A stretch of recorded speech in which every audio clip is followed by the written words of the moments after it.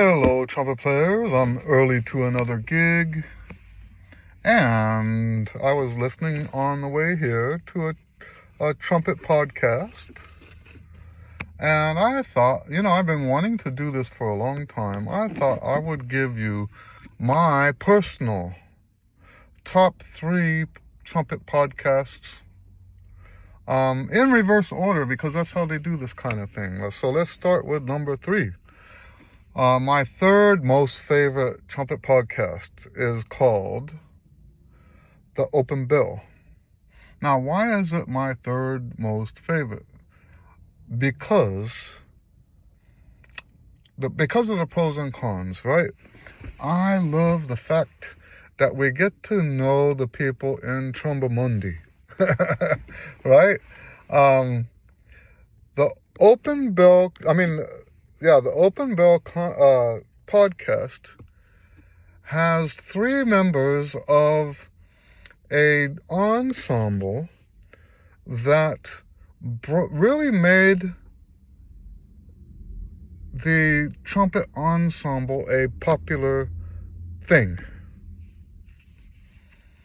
So, sort of how we credit Wynton Marsalis for bringing jazz back to life, you could say in the same way that the Trombomundi ensemble, and if you're not familiar with the Trombomundi, you need to check them out. You have to. If you're serious about learning how to play trumpet, they need to be on your listening list. Absolutely. Now, if I feel that way about it, why are they not number 1? And we're talking about me personally, okay? I barely have the time to listen. And I just don't have time for the joking around and the games and all that stuff. It's nothing personal. I just don't have time for all that. I was about to say the word nonsense. It's nonsense to me. I can understand how college students would enjoy it quite a bit, because of the fact that they are very, they have fun. They are constantly laughing and all that stuff, and that's nice. I'm not poo-pooing that, so to speak.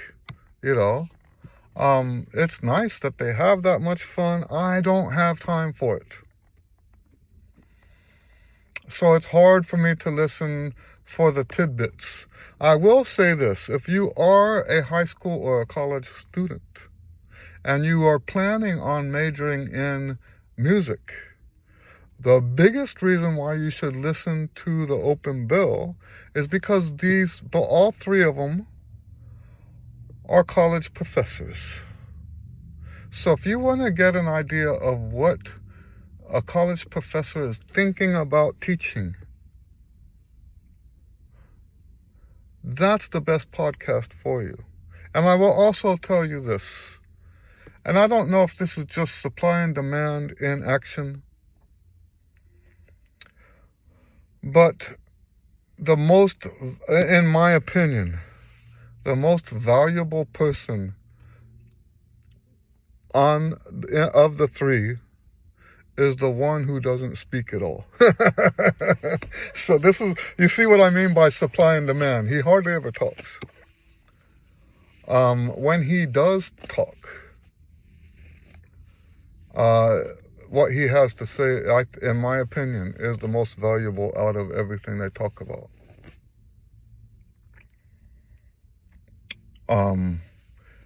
I'll tell you what. I heard him live. I'm terrible with names. He's the one that plays the cornet.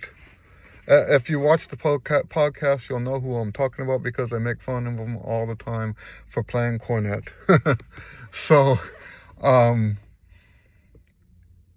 of the best performances I ever heard in my whole life, talking about live performances, was when he played, I believe it was when it was ITG, I think he played with the Army Band or something like that. One of the most enjoyable, to me, it's not good enough for it to just be perfect. There has to be a human connection there. You guys have heard me say that before. Appleby Weinberger, I think is his last name, something like that. Wow, what an amazing player. And so when I listen to the podcast, the Open Bell podcast, I'm waiting for his nuggets. I'm waiting for the bits and pieces of what he contributes. Now, he is apparently, at least according to how they joke around, he's apparently as introverted as I am or more. The way they talk about him and his aversion to crowds and stuff like that, I'm fairly similar to him. I don't think he'd be making as big of a deal out of it if he wasn't doing this podcast, right? Because introverts, that's totally not introvert. to have air your laundry on a podcast where thousands of people can sniff it, so to speak, right? So he probably, that's not him, that's them talking about him. Anyway, so that's number 3 on my list. Number 2, the other side of the bell. And this is the Bob Reeves one. It's sponsored by Bob Reeves Mouthpieces. And what I like about this one is it's always interviews. And the interviews that they do are with people, famous trumpet players from around the whole world. And I've heard a bunch of interviews that he's done that ended up being very, very interesting. Stuff that you walk away, you say, oh, I didn't know that. I just didn't know that about that guy and that guy and all. And it's wonderful in the sense that you kind of get to know the backstory behind some of the players you've been listening to all this time. And that's nice. So why do I put it as number 2? Because I'm actually more interested in the pedagogy than I am in the backstories. I like the backstories, don't get me wrong. I like the personal interviews, but it's sort of like the same thing as what I'm talking about with the Open Bell. I don't have time for that. Especially now that I'm like in dialysis. You guys know I'm in dialysis. And you could say, well, why don't you listen during dialysis? Because I actually sit in that chair. I work harder in that chair than I do when I'm at home. Right? I've already written 3 books in that chair. And it hasn't been a year yet. We're publishing one of them in July. My second Christmas duet book. The first one is, well, I'm not going to go into that. We're talking about the podcasts. But anyway, yes, I don't have time to listen. But I do enjoy, none of these would be on the list if I didn't like them. For me, it's not practical. For both of these, I will oftentimes speed it up so I can get through it faster. But a lot of times I'll look at the time I have and how long the podcast is, and I'm like, I'm sorry, I got to skip it this week. Right? Now, what's my favorite? Number 1 on the list is the Trumpet Guru's Hang.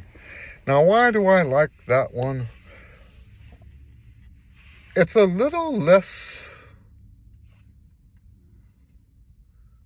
looser than the other side of the bell. It's the same sort of format where you have the regular dude and he's interviewing different trumpet players. One of the things I like about his talk, and excuse me for not knowing the names. I have a lot of trouble with names. But the host, one of the things I like about him is he doesn't always just choose famous people to have these interviews with. And instead of they do a little bit, they do a little bit of the background stuff, when did you start playing your instrument, stuff like that. Did you play in school? Who were your teachers? All of that. That's okay. But what I like most is that they dig in deep into the pedagogy of that player. I love that. I am a trumpet pedagogy connoisseur.